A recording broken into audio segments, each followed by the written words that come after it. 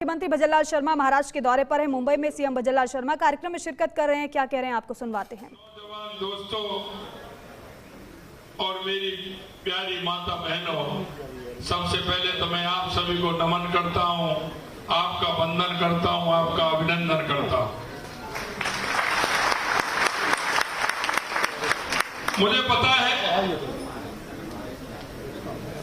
कि आपने जिस तरह से अपने कर्म से, अपने सामर्थ्य से, अपने विवेक से, कोई 20 साल पहले, कोई 40 साल पहले, 50 साल पहले, 100 साल पहले आपने राजस्थान से आकर के अपने कर्म के आधार पर जो यह स्थान आपने बनाया है, मैं आप सभी का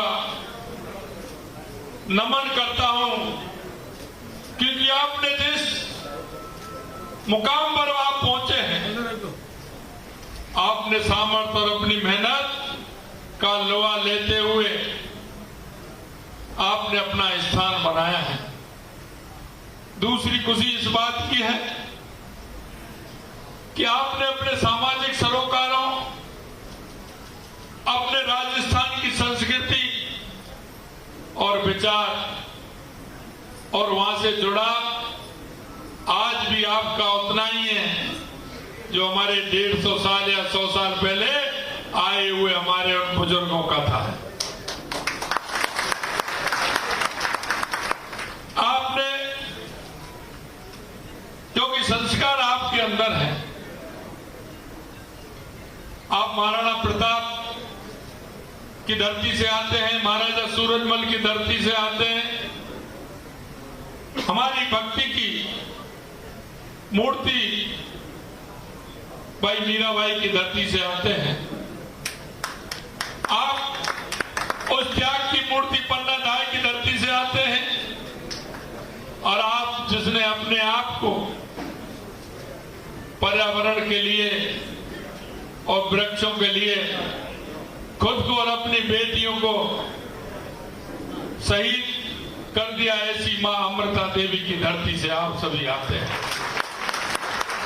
मुझे पता है आपने आकर के यहां वो सामाजिक सरोकार के काम आपने नहीं छोड़े। आज मैं बात करता हूं तो मेरे भाई गौशाला से जुड़े हुए हैं और उनकी चिंता रहती है।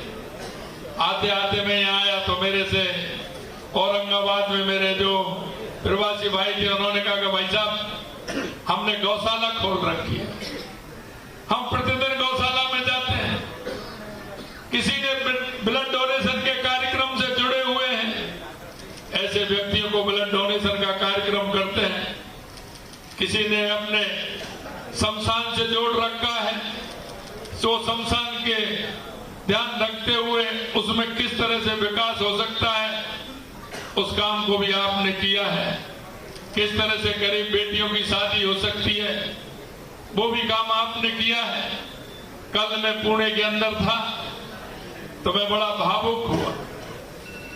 एक हमारे प्रवासी भाई आए और मेरे से बोले कि भाई साहब हमने यहाँ हर साल उन गरीब बेटियों की शादी करते हैं जिनके माता पिता नहीं होते, जिनको आवश्यकता होती है।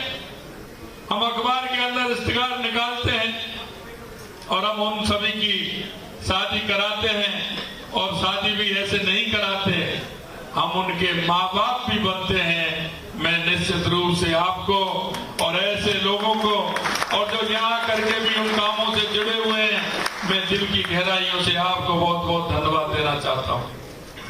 मैं एक निवेदन और आपसे करना चाहता हूँ, और वो इसलिए नहीं करना चाहता, मुझे विश्वास है आप राष्ट्रीय भावना से ओतप्रोत हैं, हमेशा राष्ट्र सेवा के लिए, राष्ट्र के लिए समर्पित भाव से आप काम करते हैं। मैं इसलिए कहना चाह रहा हूं कि जिस तरह से शीशे पर धूल आ जाती है, अगर हम उस पर एक कपड़ा लगाते हैं थोड़ा सा, तो पारदर्शिता बन जाती है और वो साफ दिखाई देने लग जाता है।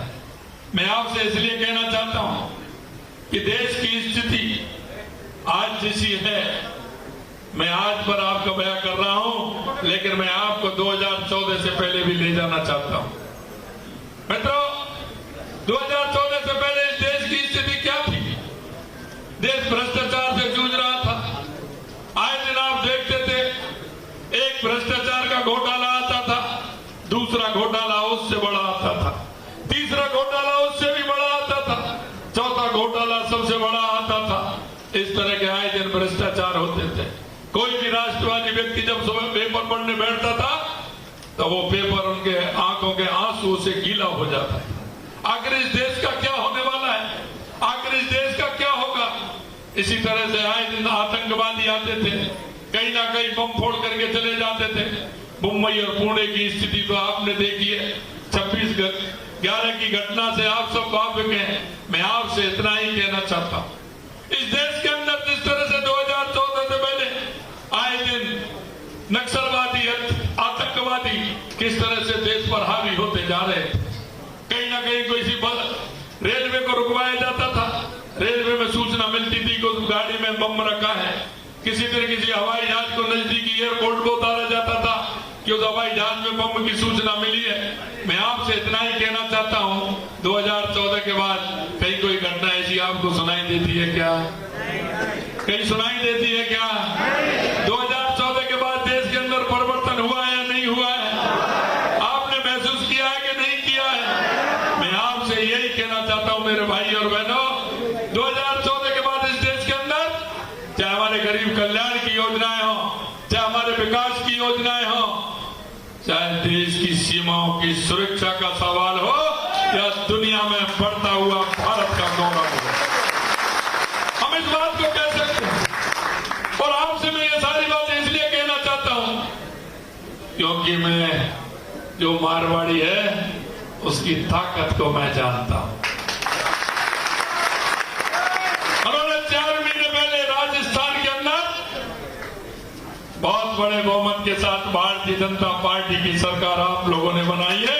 इसके लिए भी मैं आपको बहुत बहुत बधाई और साधुवाद देना चाहता हूं। मुझे आपकी ताकत का पता है, इसलिए मैं आपसे कहना चाहता हूं मेरे भाई और बहनों, क्योंकि मारवाड़ी 2 से 4, 4 से 6 और 6 से 8 और 8 से 10 करने में माहिर होता है, माहिर होता है। इसलिए मैं कहना चाहता हूं आप सभी से, आपने जो जिस सरोकारों से काम किया है, आपने जो लोगों से संबंध बनाए, आपके पास जो लोग काम करते हैं, चाहे वो किसी भी क्षेत्र में काम करें, आपके मोबाइल में किसी में 500, 1000, 800, 2000 तक नंबर होंगे और ज्यादा भी होंगे।